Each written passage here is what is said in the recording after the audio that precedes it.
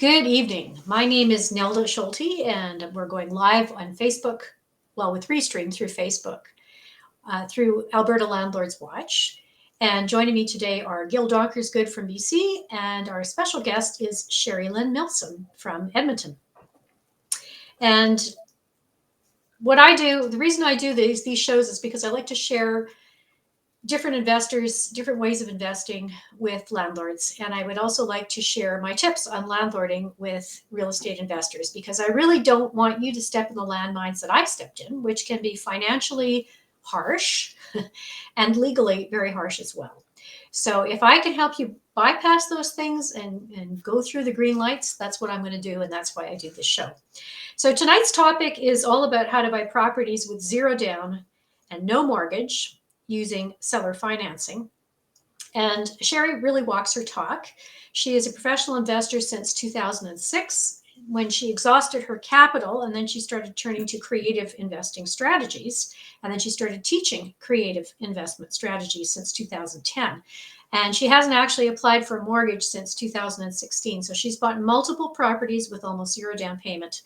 She's walked her talk. She's done this before, and she's going to be telling us how she's going to do this, and she's going to be sharing a little bit of information about her upcoming class, which you can get a link to. I'll post a link in the YouTube video so that you can not miss it. So, Sherilynn, this sounds too good to be true.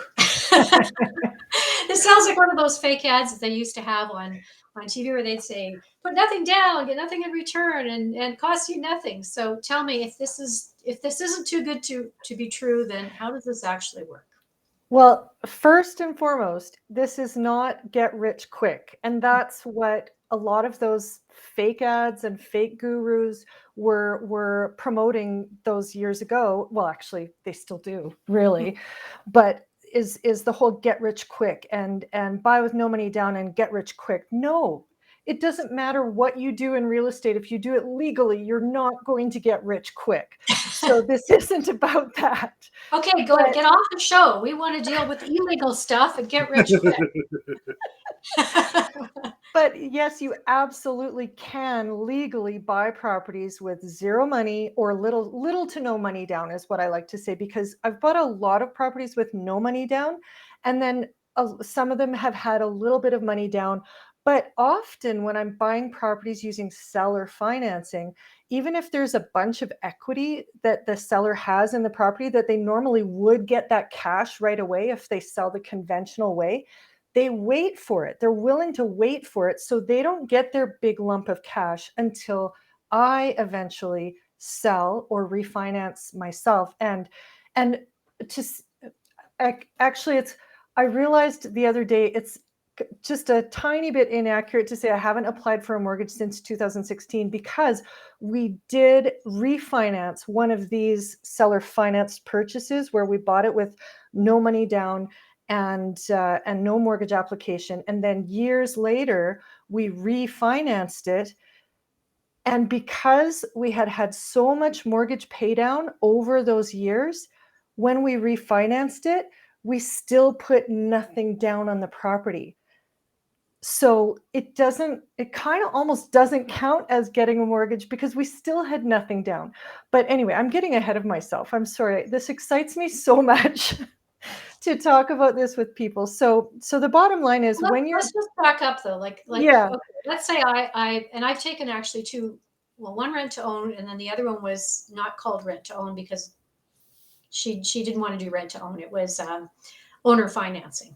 So I've taken mhm, two courses in this, one with the Real Estate Investment Network, and then one with this other lady who's bought $21 million in properties without any of her own money and has done extremely mhm. well. And so if if I was hearing this for the first time, I'd be like, huh? What do you do? So what's the first step? What's the second step? What's the third Yeah, step? sorry, I do get ahead of myself. I get too excited. So what it is in a nutshell is instead of going to a bank and getting a mortgage and putting 20 or 25% down, we work out the financing directly with the seller. So sometimes, actually often, they have an underlying mortgage, so that gets kind of built into it. Then they also might have a whole bunch of equity, or maybe they have only a little bit of equity in the property. It doesn't really matter. But whatever equity they have, we make arrangements for how and when that's going to be paid off too. And like I said, sometimes it's not till 5 years from now when we either sell or refinance the property. So we are buying the property. We don't have to qualify for a mortgage. It's usually little to no money down. We're arranging financing directly with the seller. So we deal with any mortgage, underlying mortgage, any equity, that all gets decided between us and the seller, and no bank is involved other than any underlying financing he may have. But we don't have to deal with them. So other than switching the payments into our names, that's the only thing we have to deal with. So it's really great system that helps out. I mean, it helps us out because we get to buy properties without having to get a mortgage. And often, as with many investors, you hit that mortgage wall, you can't buy any more properties with a new mortgage. You're done until you switch into, commercial or something. So that mortgage wall is a big barrier for investors. But then when it comes to the sellers trying to sell their properties, there are loads of reasons why a seller might want or need to sell this way. So, for example, I got a call yesterday from a seller who their mortgage is coming up for renewal April 1st. And they realized, oh my goodness, the interest rates have quadrupled since when we bought this property. We actually don't have a whole lot of equity in it. Our payments are going to be huge. So they don't want to renew, they don't want to be responsible for those payments. So we could still work with the existing financing. They're willing to renew it. They just don't want to have to pay it. So these are people who, they can't handle these payments anymore. And often it's people who are getting divorced, or people who just don't want to deal with realtors, or they're moving out of province, or whatever the case may be, where they just need it gone. And oh my gosh, we hear that so often. They just need it gone. So the cool thing is we get to buy these properties with no mortgage qualification and with little to no money down. And we're helping people out of a bind at the same time. Right. So I really like it. Then what you do is you buy the property with no money down, but you rent it to a tenant buyer. Is that what you do? So someone who is That's my who wants to live in the first. property? Yeah, that's my first choice is to do a rent to own on that property, because eventually, when you're working with seller financing, eventually you need to cash out the seller somehow. They need to get off mortgage and title eventually. So sometimes it's 2 years, sometimes it's 8 years, and anything in between.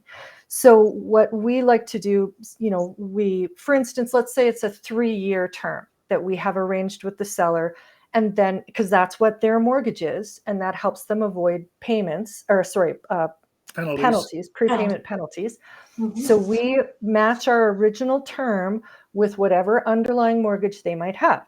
So now we've got a 3-year term with the possibility of renewal, of course. And now I'm going to try to find a tenant buyer who's going to be able to buy within the 3 years. And that way, we've already got a plan for cashing out the seller within the term, and everybody's happy. And we've not only helped somebody get rid of their house, but we've also helped another family buy a house. So right. Who probably might not qualify for a mortgage on their own, or not for quite some time. So who are those people who wouldn't qualify for a mortgage? Oh, COVID kicked a lot of people's butts. There are so many people out there who have that reduced income for a while. And of course, if you're not on salary, then when you go to qualify for a bank mortgage, they take your last 2 years tax returns.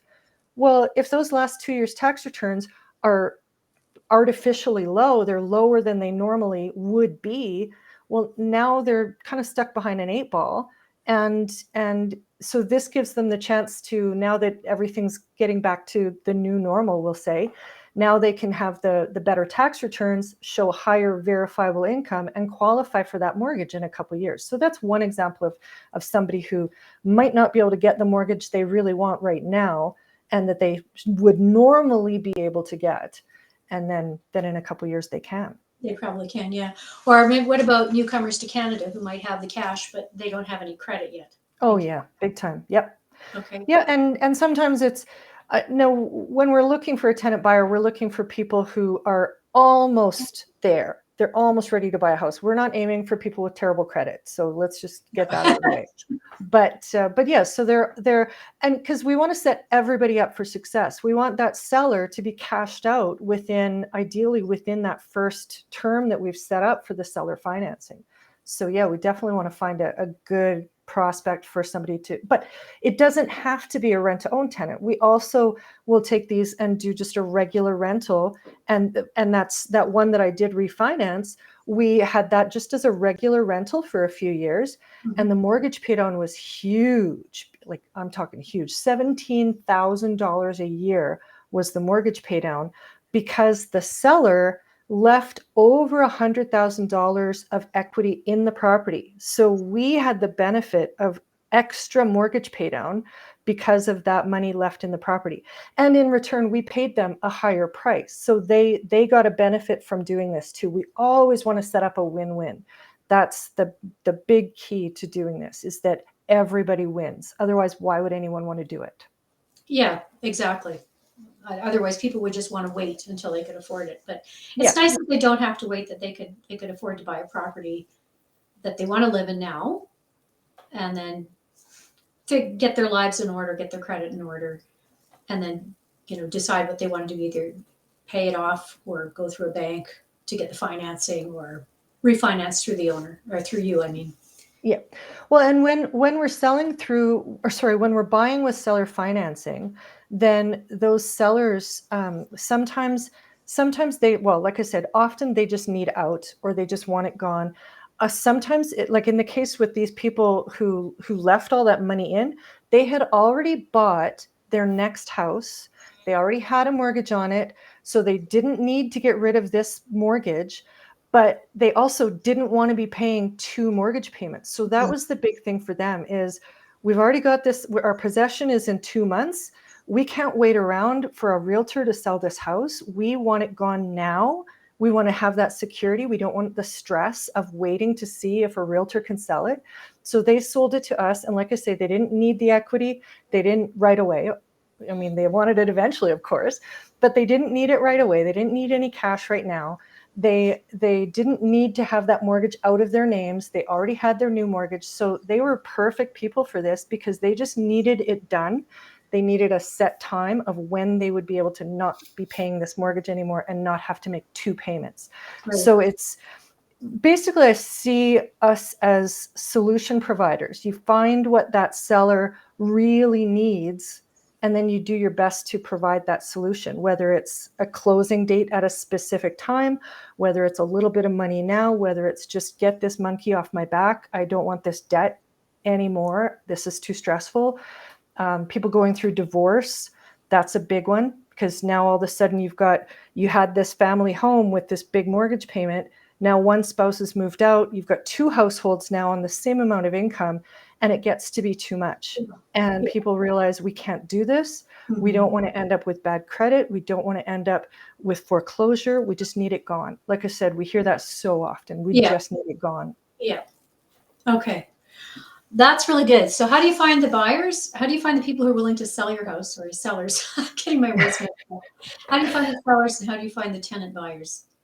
Well, for the sellers who want to sell to us with seller financing, we like it when they come to us. So we have Facebook pages of We Buy Houses. We have website, so people can. I mean, we have a professional website so that when people Google how do I sell my house quickly, they will find us right away. So there's I think last time I checked, we're on page 1 for that. So I mean, that's the ideal thing, because that's what people are doing. They're getting on Google and they're saying, I need to sell my house fast. How do I sell my house quickly?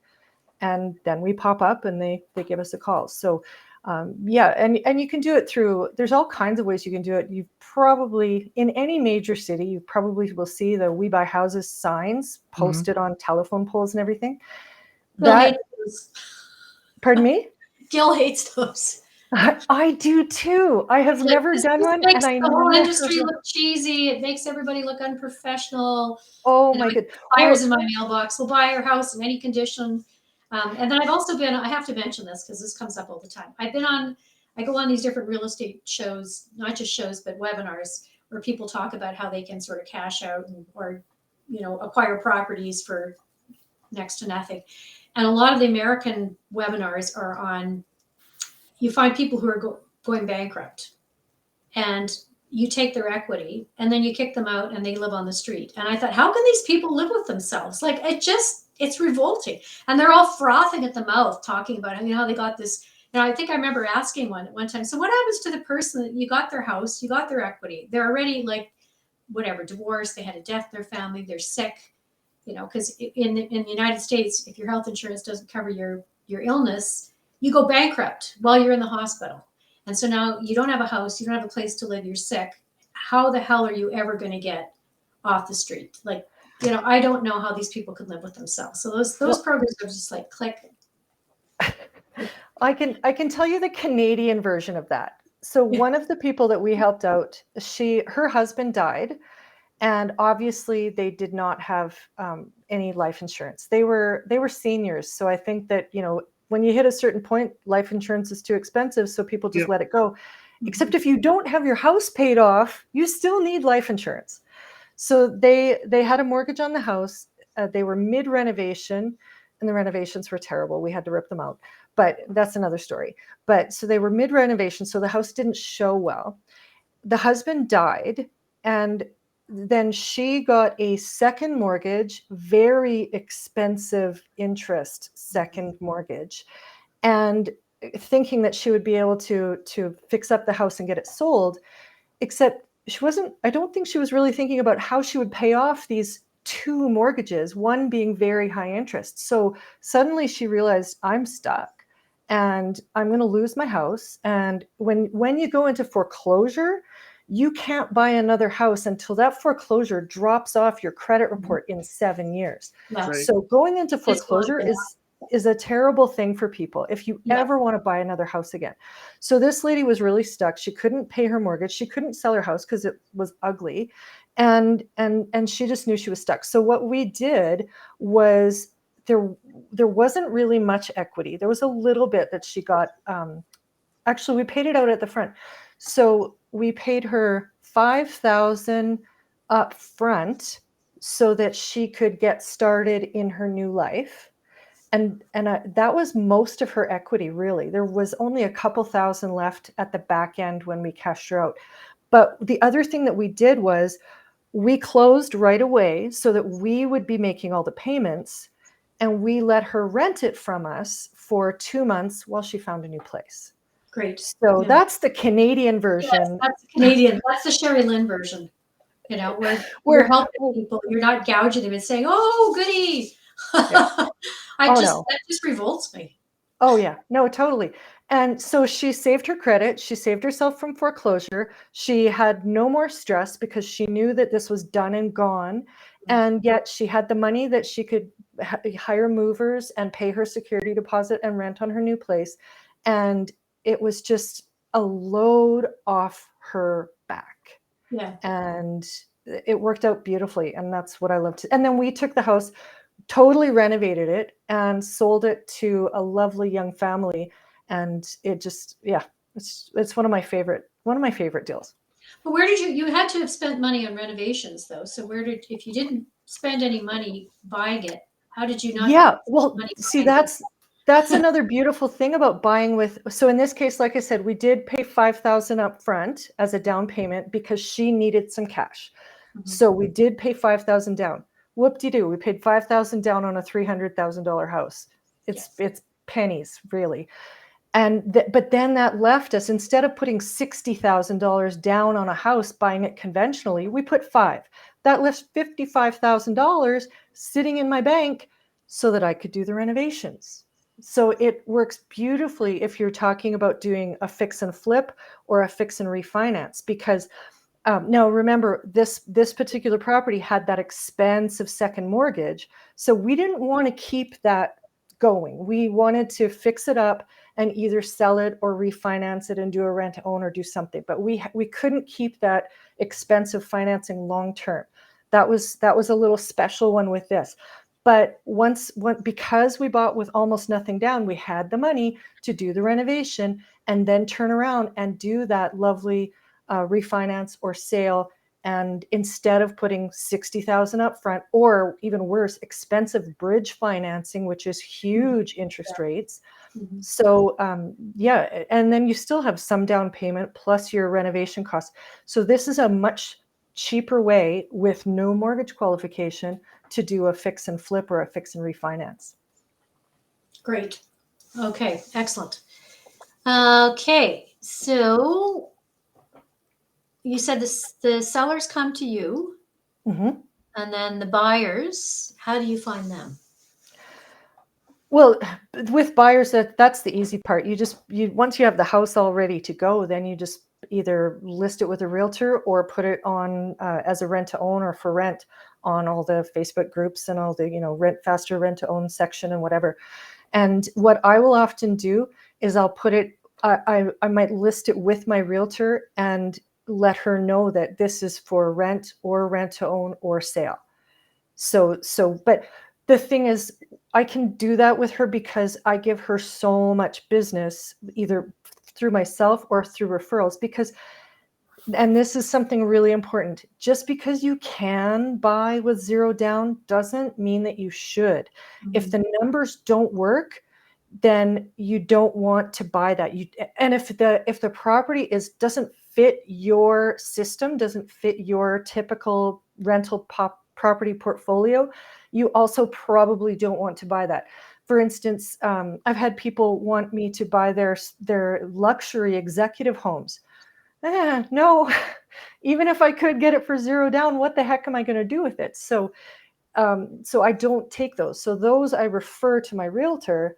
So then, because she's getting so much business from me, then she doesn't mind when I say, okay, well, I want to list it with you, but if I happen to find a rent to own tenant, I'm pulling the listing and we're going with rent to own. So Okay. yeah, she's okay with that. And when you do a lot of referrals, then they don't mind. Okay. Or One And thing my I'd like, Go if ahead. I could just throw something in, we've always told people too that when you're trying to work out if the numbers work or not, you have to be harshly honest. You can't blow sunshine up your butt because if you underestimate your cost of maintenance or anything else, you're going to burn.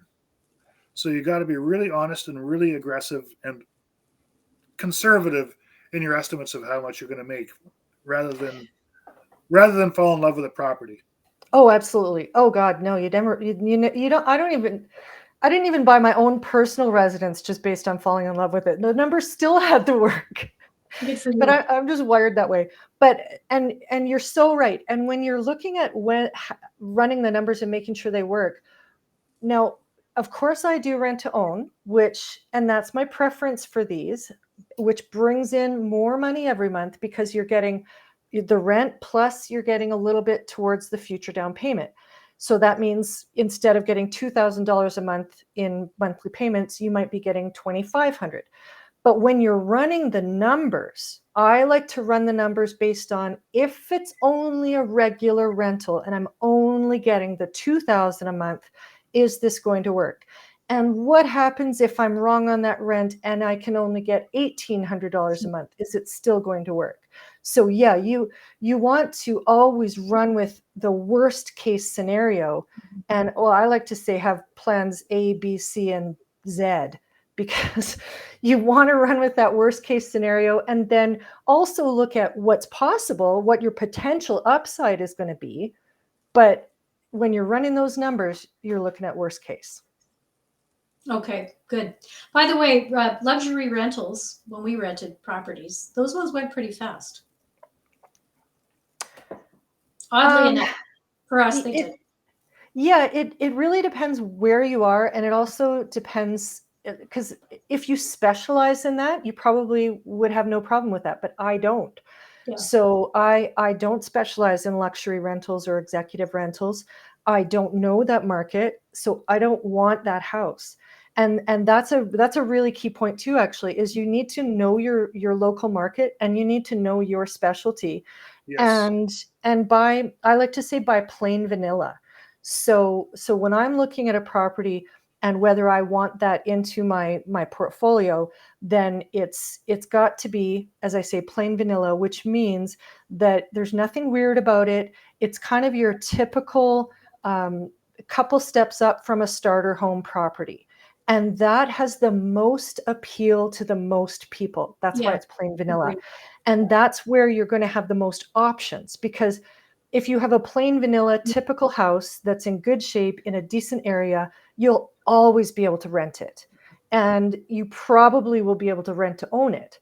So, and you'll definitely be able to sell it at some point. So it just has all your options open for you. Great. Yeah, it's funny that the luxury ones went pretty fast to people who were either getting divorced and wanted to stay in the same neighborhood as their spouse because they had dual custody of the kids, or oddly enough, drug addicts, drug dealers. I mean, not drug addicts. You get these guys driving up with the designer sunglasses with the signatures on them, and the posse. They always brought a bunch of guys with them. Dogs. They always had dogs. As soon as they drive up, I'd be like, oh, geez, here we go.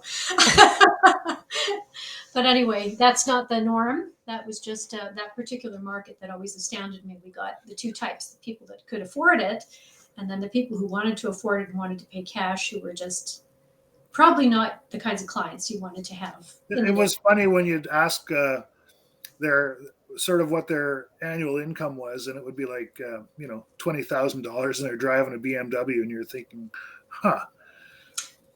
something doesn't add up there. Yeah. I think we've all got our share of people like that. We've had when I was just looking for a rent to own client one time, and this lady, very nice lady, called up, and she was an exotic dancer, and she wanted to do rent to own because her income was $150,000, but her verifiable income was $24,000. Exactly. Well, something's got to give here. You can't. You're not going to ever get a bank mortgage until you claim that on taxes. And once you claim it on taxes once, you can't just decide, oh no, now I'm back to 20,000. So yeah, and that being said, I mean, we're all about win-win. We also prefer to deal with people who only work with that minimum level of integrity. So yeah, if somebody's going to cheat on their taxes, that's not the type of person that I want to have a business relationship with. No, you don't. We've had a number of people who kind of, I call them flying under the radar. Like they had a business, they were claiming GST, but they didn't actually pay it. They hadn't filed their income tax, and they couldn't show me verifiable income. But again, they drove fancy cars and all the other stuff. And I remember telling one of the guys, you are never going to be able to go mainstream and rent a regular house or even buy a house if you keep doing that, because people want to see what the upfront income that you're making. They don't want to have to guess, and they're not going to take your word for it by you giving them a bunch of invoices or receipts. That's not going to cut it.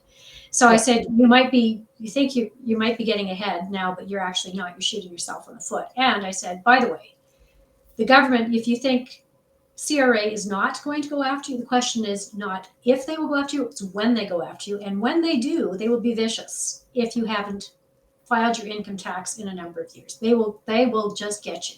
So I used absolutely. to hand out names of accountants. I'd be like, please contact my accountant or get a referral to someone he would recommend, because you have to file your income tax, because they'll go after you and it's going to be really ugly for you. So it was really strange that people could be in their 40s and still be, couch surfing or trying to fly under the radar and not claim stuff, thinking they could get away with it. It doesn't work that way. Well, and that's one of the things you said was it's not a question of if, it's a question of when.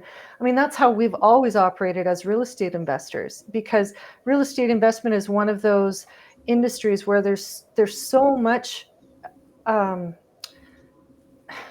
don't want to say gray area. That's because that implies something negative. But just for instance, whether it's an expense or whether it's a capital cost deduction, there are so many things that it's kind of, oh, is it this or is it this? And there are a lot of honest mistakes that can be made. And then there are people who, just blow that out of the water and do terrible stuff. But because of the people who do terrible stuff, we're all always facing the possibility of an audit. So why would you ever not be 100% above board all the time. And if you make an honest mistake, that's easily forgiven. And then it's just, oh, well, you'll just have to pay a bit of interest on that. But it's not ever going to be a big deal if it's just an honest mistake. So again, we only want to work with people with high integrity and who are completely above board. And again, we only want to create win-win and help people out and be solution providers. Excellent. So I'm going to ask one more question, and then I'm going to turn the next set of questions over to Gil. So what happens if you get a tenant buyer in your rent-to-own property and something major happens, like a water pipe bursts, furnace shuts down, and you have to get a new furnace? Who pays for that? How do you deal with that? Well, it depends on which province you're in, and it depends on how your contracts are drafted. So I say it depends on which province because, for instance, in Ontario, and I don't know if you have any viewers in Ontario, but in Ontario, their leases are very strict as to how they can be worded. But in Alberta, for example, we can say that this, and this are the responsibility of the tenant to repair. Now, one thing that is the same everywhere is contract law. So the option agreement, the option to purchase, that contract falls under contract law. It has nothing to do with the Residential Tenancies Act. So you can have it worded in there to say, yes, of course, as per the Residential Tenancies Act, we will pay for any major repairs, but then that will in turn be added to the price of the property at the end. So that's one way to do it if you're in a place that, or even you could do that in any province, do it that way. So you're covering the repairs and then it gets added on. But in Alberta, because we can have it that tenants can be responsible for certain repairs, then we have it written in there that they are responsible, and it's always worked out just fine. That being said, if something happened right away at the start of a rent to own, then we would, and we have done this where we negotiate and share the burden, because it's neither of us knew that we were getting into that. It didn't show up on the inspection report. It's let's share this burden and we'll figure it out. Good stuff. So Gil? Does the, just further to that, is it ever the responsibility of the person who's on title to do those repairs, or does that fall on you? Or like if it's not on the tenant, is it on you? When we're buying a property with agreement for sale, so even though we're not on title, we are 100% responsible for everything to do with that property. So and we even switch the insurance into our names, which you need a broker who is awesome in order to be able to do that, because you're not on title. So it has to be a specially worded policy to have the insurance in your name. But that's a little more detail than we need to get into. But yeah, when we buy a property with agreement for sale, so the seller is still on the mortgage, the seller is still on title, which means the seller actually has legal ownership because he's on title. But we have beneficial ownership, and we have 100% responsibility for everything. So taxes, repairs, if the tenant trashes the place, that's on us. If the furnace blows, if there's a flood, that's all us. That's one of the benefits for the seller, is that yes, they just get to wash their hands of this place, and sure, there's still a mortgage and title, but they are not responsible for it anymore. Interesting. So you've got a tenant, a tenant slash, what do they call it? Buyer? Rent to own, and they like the place, and they say they'd like to decorate, renovate, paint. Is that something that has to be stipulated in a contract as well? It's a good idea to have that written in the contract for sure as to what's allowed. Like, for instance, you might allow them to paint without any consultation, but I prefer to have it as just, it's basically how a standard lease works, that any alterations have to be approved. So that's how it's worded in the lease. And then they just give us a heads up. So they might email and say, hey, we were thinking of replacing the carpet with hardwood. Okay, go for it.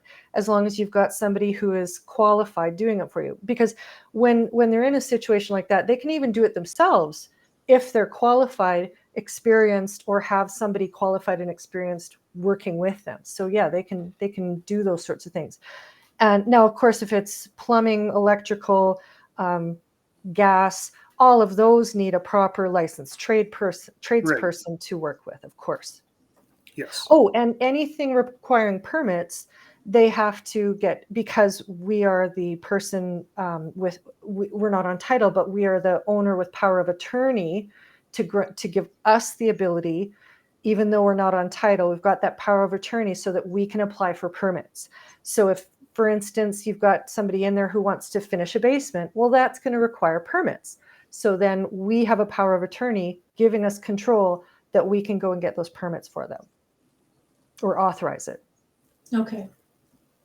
Interesting. And if they decide they want to sublease, I assume that's in the tenancy agreement as well? The way that my lease is worded, and my lease is very strict. The way that my lease is worded is that there's only certain people allowed in the property in it. So it's, the family of 4 in addition to any additions to their family. So our lease doesn't allow for subletting or anything like that. But if let's say though you have a rent to own tenant and they finish the basement with a suite, well, of course we're going to allow that. So, but it's not something that is automatically granted. That's, again, something that needs to be discussed. Okay. Does your course include the forms that you would need to do these kinds of transactions? Oh, absolutely. Yeah, when we so what's coming up on the 28th is a free masterclass that gives the rundown of how to do a seller finance purchase, no money down, no mortgage qualification purchase. So that's a free masterclass. We do have a course that we also offer, and that includes that's very detailed instruction. That's if you want me to hold your hand through this whole process and walk you through absolutely everything you will ever need to know and give you all the contracts and everything and consult with you, then you take my course. If you just want to learn how to do it and get the gist of it and see, oh yeah, that's something I want to do, I'm going to run with this now, you can just take the masterclass that's on the February 28th, and that'll give you loads of information to see if you even want to do this. It'll give you enough information that you could probably even just do it yourself, if you have the contracts. But yeah, the masterclass gives you lots of information to get you started. And then, as I say, if you really want the hand holding and absolutely everything you ever need to know, then you can take my course. And I presume obviously any real estate transaction requires a lawyer. Do you need a lawyer who specializes in this sort of transaction? Absolutely. And my lawyer, he retired, darn him. I had the most How selfish. I know, how selfish. How can you do that? he was so amazing. And actually his entire firm was amazing. Everybody there was amazing. And he retired and they all went off. Well, actually both the main lawyers retired and then everybody else kind of spread to the wind. And it took me a couple of years before I found another lawyer who really got it, who I didn't have to explain anything to. Because if you need to explain parts of this to your lawyer, you've got the wrong lawyer. So do you refer people to your lawyer, or do they have to find them on their own? Oh, absolutely. Yeah, my lawyer, he's based in Edmonton, but of course he can help people out right across Alberta. Then I do have connections to lawyers in other provinces as well who are well versed in this, because you absolutely want somebody who knows the intricacies of this and knows how to write it up, and because it is a little bit different. And the bigger thing comes if you are ever refinancing like we did on that one, then that's a little bit trickier. And then also when you're selling to the third party eventually, like a rent to own tenant, then it's a bit of a different transaction than a normal real estate sale. So yeah, you need somebody who specializes in this. But as I say, we refer people to our lawyer, and I have a few other lawyers within Alberta that I've worked with before that I know this stuff cold, which is important because you also want to have a lawyer to refer the seller to, because when the seller is going through all these contracts, they should have independent legal counsel to make sure they understand what's all the intricacies of it as well. So you want to have your own lawyer and then also another lawyer familiar with seller finance purchases for your seller to work with. So I'm just going to jump in and ask a question. But what if somebody wants to sell their own property with seller financing? Does your course work for them? Oh, for sure. Yeah, we've actually sold a few properties with seller financing to our tenant buyers. In each case, it was like, for instance, in one case, it was a self-employed person who knew when he started the rent to own, he knew it might be tricky for him to have the verifiable income, because with small business, of course, as real estate investors, we know this, your deductions can take away a lot from your verifiable income. So your actual income might be, let's say, $100,000, but after all your deductions and depreciation is taken off, same with truckers and a lot of other people with big equipment, once all those deductions are taken off, now your income is showing us $50,000. So you do make the right amount of money, but it really depends on how your taxes are done. And both ways are legal, but the thing is, you need to have a couple of years without taking those deductions and just pay the tax on your full income in order to have that verifiable income. So in his case, he knew that, oh, it's going to be tricky for us to plan all these deductions, but he also knew that he would have the full 20% down, because I won't sell on agreement for sale with zero down. I want close to 20% when I'm in the selling position. But yeah, I've sold with seller financing to a couple of different rent-to-own tenants who had all the 20% down, but because they were self-employed, they were still having trouble getting a mortgage. So then they were just paying a couple percent above our interest rate, which was still way better than if they had gone to second tier financing. Because if they were in second tier financing, they would have been paying 8%. And with us, they were paying 4%. And I think our interest rate was 2%. So they were still saving loads of money. They got to buy the house officially. And yeah, again, win-win. Great. I'm going to. This question is not entirely in the list of questions, but the question that we have is, how much are lawyer fees in rent to own? But I want to add to that: if they do your course and get the contracts that you've done, does that save on legal fees, or can that save on legal fees if you've got the contracts already started? Oh yeah, absolutely. Now the contracts that I work with, I took a template from a lawyer.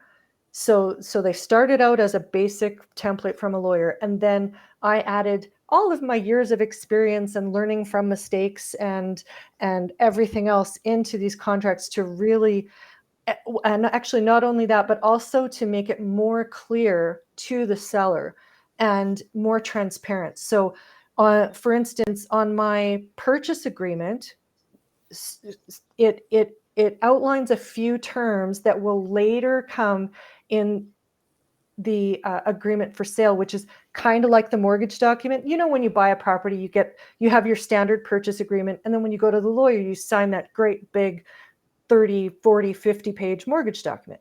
Well, it's similar with this, except it's the purchase agreement and then the seller financing document. Well, I want to make sure that in that purchase agreement, it outlines all of the stuff, because I've been surprised by mortgage documents before and this was from a bank, where they had some terms in the mortgage agreement, the mortgage document, that weren't in the commitment letter that they initially sent us. So we're sitting there on closing day signing, and it's just, wait a minute, what is this? What are you talking about? Where did this term come from? So we don't want any surprises like that for our sellers. So we make it sure that it's really clear and really transparent. And that's a vast improvement on any other contracts that I've seen from anybody else who does this sort of deal. I haven't seen anybody who does it the same way. And yeah, if you were to go into a lawyer's office, you're going to get that basic template without any of this awesomeness in it. Better to have the awesomeness. How long is your course? The course is, I think it's 5 weeks. It might be 6 now. I can't remember for sure, but let's say 5 just to be safe. But yeah, I would say to people, take the masterclass, the free masterclass on the 28th, and then see what you think. If you think this might be something that you want to try, and then you want more information, so you'll get more information. You'll get information in that masterclass on how to do the seller finance purchases. Then you can decide, hey, yeah, I really want to pursue this. I want professional help to walk me through it. I want all the contracts, which, well, I mean, really, and I've had people say this to me lots before, that the price of the course is less than what they would pay to go and get the contracts done. A lawyer, yeah. So, well, how much? Do you mind if I ask how much your course is? No, you have to wait until February 28th. Attend the masterclass. I am going to mention that I have talked to lawyers about this because I want to sell one of my properties with owner financing, and lawyer fees are $400 to $500 an hour. Oh yeah, yeah.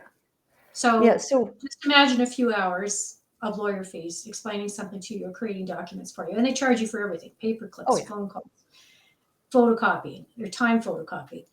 That can add up really fast.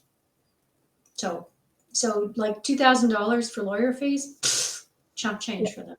Oh yeah. And if you already have a contract that's been tested in the market the way yours have, I mean, if you go to a lawyer, they may not catch all the details that you've already proven out. So yeah, I've sure. dealt with all kinds of lawyers. I worked at Keanu College as a program director for many years, and I hired many lawyers to teach courses that I ran.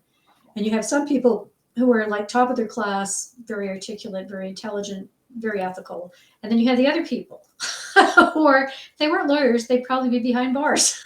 Probably became lawyers so they wouldn't end up behind bars. With the boodles, there was a big difference between the people that just because the person's a lawyer doesn't mean they're not going to make mistakes. Doesn't mean they're going to have your best interests in mind. So. Oh, for sure. But an even bigger difference and an important point is that lawyers have the legal expertise.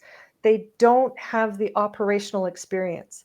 So if you've got a lawyer who's trying to work with you on something like this, and they have no operational experience, they've never actually done one of these, they've never seen it through from start to finish, of course their contracts can't reflect operational experience. All they can reflect are the basic legal terms that are required to make it binding.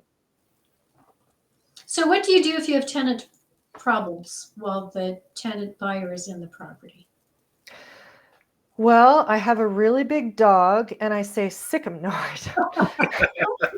I believe that's section 5 of the RTA that covers that. Yeah, big dogs. The big dog section of the RTA. Yeah, the big thing when you're dealing with rent to own is you're going after a higher quality tenant. So we have had virtually no issues in all the years, and goodness, it's been a lot of years, since 2009, I believe, was our first rent to own. So it's been a lot of rent to own tenants that we've dealt with.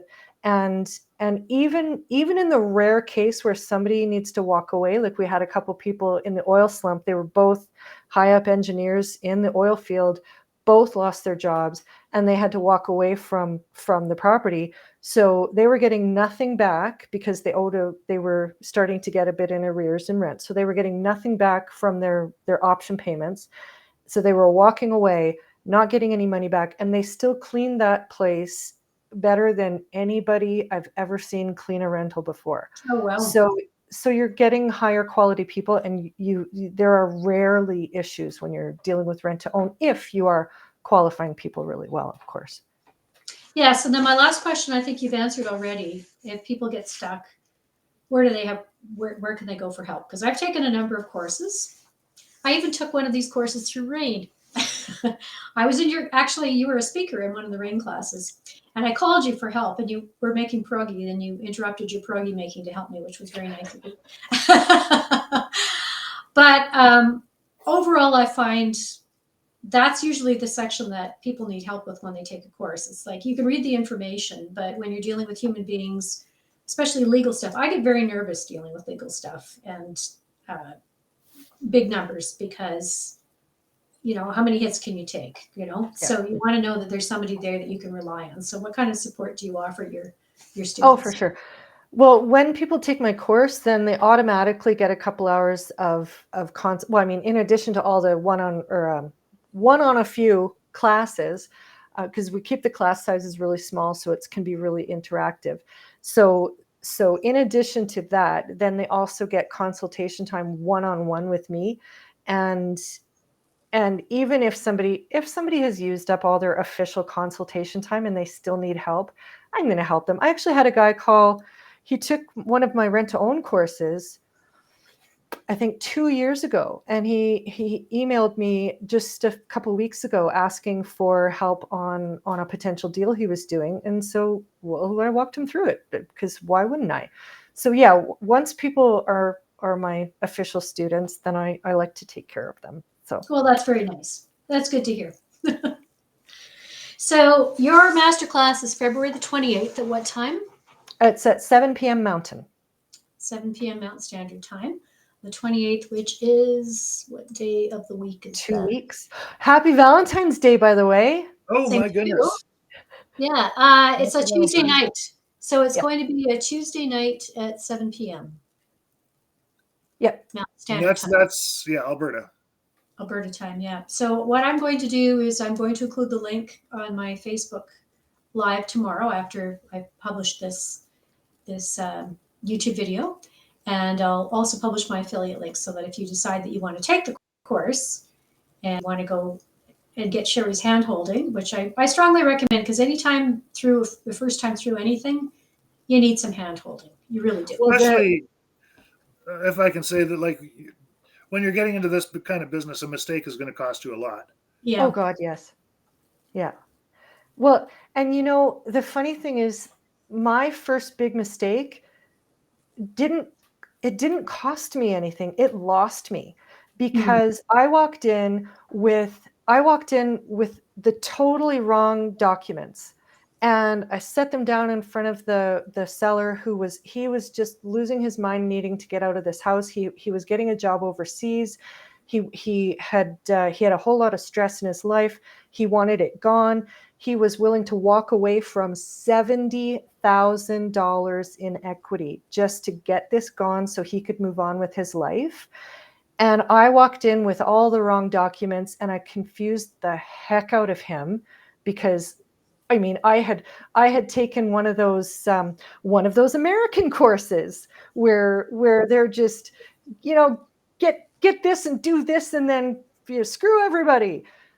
So I walked in with that knowledge and ended up confusing this poor guy, and he ended up so confused and not doing the deal. He ended up losing his house instead of selling it to me. Oh, and no. I lost $70,000 in free equity. So that was a pretty expensive mistake. Yeah. So it's way better to have, because that, like I say, that course that I took, it was just a wham bam thank you ma'am kind of course, not any kind of personal attention or walking you through or hand holding or consultation or anything. And it was just, you're done the course, get out. So that's definitely not what I'm about. I want people to succeed. I want to create those win-win situations for the buyer, the seller, the tenant buyer, if there is one, everybody. But as far as that link goes, so that link is what you need to register for the free training class. And then in the free training class, then I'll tell you about the course at the end of that class if you want to go further with me. So people will learn all about what they need for the basics of agreement for sale and seller finance and zero down purchases. And then if they think, oh yeah, this sounds awesome, I want to know more, then I'll tell them how to join the actual course and get the Okay. handbook. Gotcha. Because I was getting confused about the affiliate link there. They're all different. I've got several affiliate links I have on my website, and they all have their own protocol. So yes, it's good to know what this one does. So I'll definitely include that one in for the master class. And it's nice to hear. It's heartwarming to hear that you want to do win-win, Sherry. That's the way that you think. And that's why you've been on my show a couple times, because I only want people here who are there to help and support landlords. It's hard enough to be in this business. We need to be there for each other, which Sherilynn definitely is. And Gil is too. I was going to mention something, but I totally forgot what I was going to say about. Oh, Gil calls, yes. You know, you said you lost a deal. Gil calls that learning tuition. Yes, well, I would rather that and if I had my course available to me when I first started, oh man, that would have been so awesome, because I wouldn't have lost the $70,000 deal. And well, I mean, goodness, $70,000 in free equity is a whole other down payment on another house. Another property, yes. Like, yeah. So it still bugs me. I'm still bitter about losing that. But so it's one of those things where yeah, you know, you can pay a little bit for some awesome education and have your own $70,000 free equity deal that you don't screw up. Yeah. We tell people learn from our mistakes, so that so you don't have to make them yourselves. That's Yes. And to that end, I have to always do a little bit of shameless advertising. If you're wondering, if you already have a rental property and you want to know what to do with it, or you're thinking about getting a rental property, get the Canadian Landlord's Handbook. I'm getting some really good reviews, by the way. Awesome. And people are emailing me and telling me, oh, I just bought my first rental property and I couldn't have done it without your book. I so love to hear that. It's such an ego booster. Does my ego no harm. Okay, but that's okay. February the 28th is going to be the masterclass. I will post the link. I'll send it out on emails to those of you who are on my list, those lucky few of you with a special place in heaven who are on my list. Thank you very much, Sherilynn, for joining us tonight and sharing this really good investment strategy. It's really nice to know that there are other ways of investing besides banks. And it's nice to know that someone who is kind and ethical and fair like Sherilynn is going to walk you through the process. So thank you, Sherilynn. And thank you, Gil, for joining us from BC. Thank you so much for having me. And just a little shout out to you. It's nice to have somebody also with high ethical standards who is trying to help people do even just basic landlording, because that is so important, especially when you look at all the crap information that people get from Facebook, which is not the best place to learn. So to have something like the Canadian Landlord's Handbook, where it's a really good, solid resource. I love that. So kudos to you for doing that. Thank you. And that's why there's a special place in heaven for you, Sherilynn. Anyway, happy Valentine's Day to both of you. Thank you so much for being on the show. And we will post this tomorrow morning. Thanks so much. Great. Thank you. Bye.